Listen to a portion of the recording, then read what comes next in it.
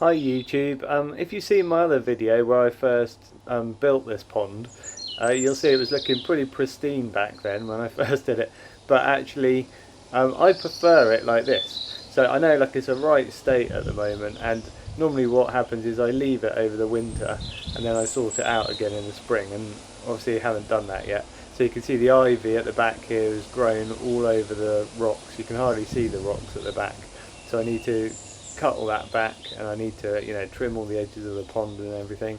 But actually you get more wildlife in it when it's like this, and I much prefer it now that it's an established pond.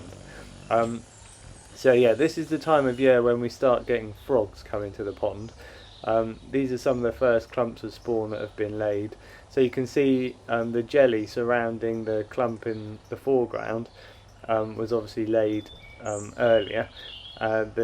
The smaller eggs at the back have probably just been laid actually this morning. You can see the jelly hasn't had a chance yet to swell up at all.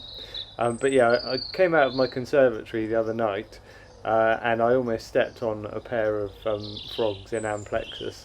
So I grabbed them and threw them into the pond. And I've been hearing a lot of croaking and seeing a lot of movement in the pond. But there's probably only about 20 adults in here at the moment. Right, this is at the back of my pond, and you can see there's already like a big mass of spawn at the back there. Quite often they decide to spawn at the front of my pond, but yeah, this year they've decided to do it all at the back. Right, so I zoomed in at this point, which was fine at first, and then the camera decided to focus on the reeds instead, which is a bit of a bummer. But anyway, you'll see in a second, again, look, smaller eggs here that haven't had a chance to swell up yet. So again, these have probably just literally been laid. So what I'll do, I'll show you some actual frogs and things in a minute. But like I say, there's only about 20 so far. When you approach the pond, they obviously see you coming, and they dive down into the mud and they hide for quite a bit. And if you waited patiently by the pond, they do start coming back up. But you won't get a chance to see like all of the frogs that are in the pond today. But what I plan to do, like on sunnier days, I'll come out and I'll try and get some footage of frogs croaking and frogs in large numbers. But for today, I'll just show you some like individual frogs. There's the clump that I showed you earlier again. So there are hundreds of eggs in each clump, so we must get thousands of tadpoles in here, and obviously a lot of them get eaten by things like dragonfly nymphs and other predators in the pond. So hardly any actually survive to become adults or to metamorphose even into froglets. Okay, it was around about this time that I spotted my first frog that had been brave enough to come back to the surface to show itself. So I'll just zoom in here and you can see him. Okay, so these are our native common frogs, Rana temporaria. These are one of our amphibians that have actually kept their original scientific name.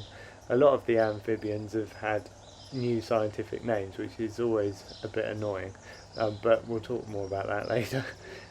So yeah, males typically are a slightly more sort of greyish brownish colour, whereas females are a bit bigger and they tend to be more of a reddish brown colour. It's not always the case, but yeah, if I ever saw one that was bigger and fatter and more reddish brown, I would assume it was a female. And yeah, this is the second frog that decided to pop up. Here he is. And this one popped up right close to me, so he's only like a few feet away from where I'm sat. And it's like he's come up to suss me out. He's trying to see if I'm a threat or not. And if I were to make any slight movement really at this point, he would just dive straight back down into the mud at the bottom of the pond. But yeah, you can see he's quite an inquisitive little thing. So yeah, what was I saying? So Rana temporaria, the common frog, it's quite a sort of drab species generally. You do get individuals that are really kind of prettily marked. Oh, here's a couple of newts coming. So look, underneath the frog, that's a newt. That's a palmate newt. So this is one of the species that has had its scientific name changed, rather annoyingly. So I grew up my whole life knowing that this newt was called Trichourus helveticus, but actually now it's been changed and it's been put into a new group now, so it's called Lysotriton helveticus instead. And it's the same like with our common newt. The common newt used to be called Trichourus vulgaris, and now instead it's again in the same group, Lysotriton vulgaris. And the difference between the two types of newt, or you can just see these ones here, they follow the edge of the pond. That's sort of for safety reasons. They quite often will follow the edge of the pond. If it's a really sunny day, they come out and they're more like on top of the gravel and you can see them more clearly. But yeah, the common newt, the male has a sort of a bluish tinge to the tail, and the difference between them and the palmate newt is the palmate newt has got like a little filament on the end of the tail, and also the throats are different. So like with a palmate newt, the throat hasn't got any spots on it, and with the common newt it obviously has.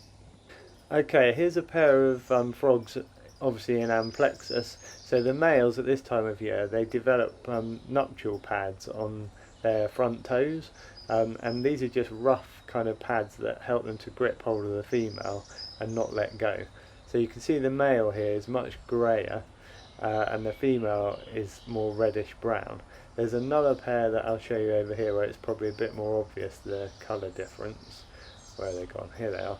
So if you look at the head of the male here, very grey, and the female nice reddish brown. So just going back to newts again for a second, the common newt and the palmate newt, they're quite tricky to tell apart from each other when you just sort of glance them in a pond, because apart from anything they're the same sort of size as each other. Great crested newts, Trichourus cristatus, they're much bigger, and obviously they're our rare kind of endangered species, so you're less likely to see them anyway. But if you do see them, it's really quite obvious, just because of the sheer size of them, and they're a much kind of blacker newt. Right, here's another cheeky frog that popped up. Oh, do you see him blink? You don't get to see a frog blinking very often, so that's pretty cool. Typically it went out of focus as he did his blink, but anyway. We don't seem to get common toads in our pond yet. Hopefully we will in the future. Their scientific name is bufo, and they're another species that's luckily kept its scientific name so far. The much rarer natterjack toad, that was called bufo calamita, but now they've changed that as well, and that is Epidalia calamita. So you can see like it gets pretty confusing, like trying to keep up with all these scientific names, especially if you've known some of them for years. Right, I'm just going to end this video by showing you some blue tits that just happened to kind of land on my roof while I was filming the pond. So I've done this where I've kind of zoomed in, and then the bits where you see the blue tits I've actually slowed it down so that you can see them a bit more clearly. Because blue tits, you probably know, they just zoom in, dart around and zoom away again, and it's quite hard to kind of see what they're doing sometimes. But if you slow down the footage, you can make out what they're doing a bit more clearly.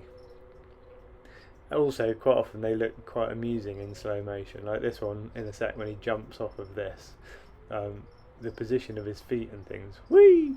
Proper little jump, and then off he flies. Yeah, they're really nice little birds to watch. We've got like a nest box in our garden, and we usually get babies in there each year. Okay, so I plan to come out here on sunnier days and try and get some footage of frogs sort of in large numbers. Yeah, they come together to spawn, and it's quite a sight, you know, when they're all kind of writhing about, and also when they're all croaking it can be actually quite deafening. So I'd quite like to get some footage of that to show you. I've also got an outdoor enclosure that I built which has got midwife toads in it. This is a small species of toad where the male carries the eggs around on his back legs, and they make a cool little peeping noise. So I'll try and get some footage of the antics of their behaviour as well. But if you like this kind of video, hit subscribe, and then you'll be able to see anything that I post up in the future. Hope you've enjoyed this one. Thanks for watching, and I'll catch you in the next video.